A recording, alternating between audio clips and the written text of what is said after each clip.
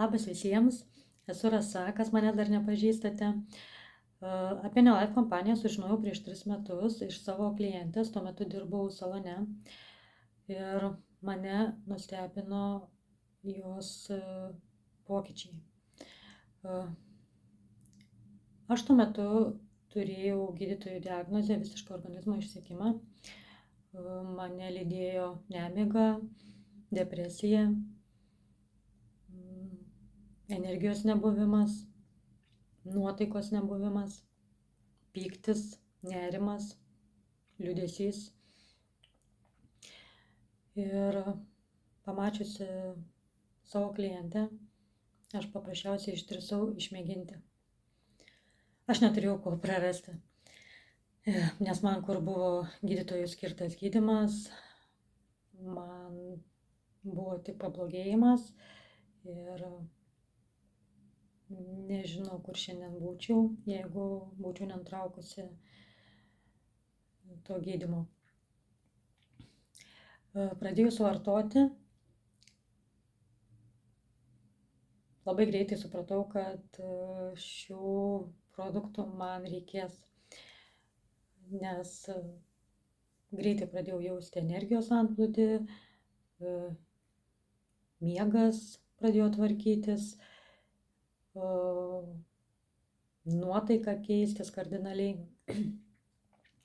Antras momentas buvo mūsų sūnaus atveju. Sūnus nuo pat mažens 6 metus turėjo pasikartojantį laringitą. Nuo 2 metukų pradėjęs lankyti darželį, jam buvo uždėti akinukai, viena akytė tinginukas. Nuo 4 metukų turėjome pasikartojantį papildomai vėmimą. 6 metus buvom etatiniai gydytojų ligoninių lankytojai. Besąlygiškai pasitikėjau ir viską dariau taip, kaip gydytojai sakė. Ir kai jau pati buvau pradėjusi vartoti papildus, tuo metu aš vaikui paprasčiausiai sukeičiau vaistinės vitaminus į kompanijos papildus. Tai buvo vaikiški vitaminai, omega ir vitaminas C. Neturėjau jokių lūkesčių, absoliučiai, paprasčiausiai sukeičiau. Mano pirmai nuostabai, po 3 mėnesių vartojimo taip sutapo, kad iš po akių patikros planinės vaikas grįžo be akinių ir abi akytės buvo normose. Per 4 metus neturėjome jokių pokyčių.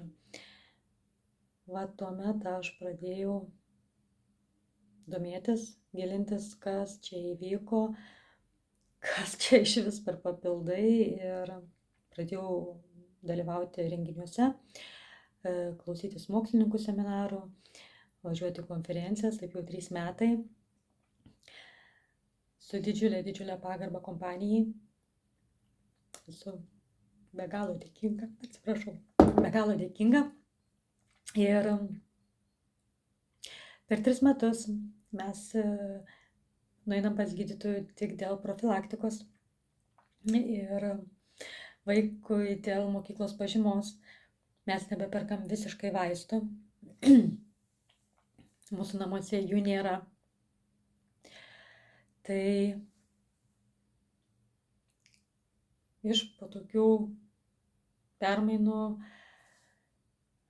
pasiryžau tapti Nelife konsultantė ir dalintis su žmonėmis šią galimybę.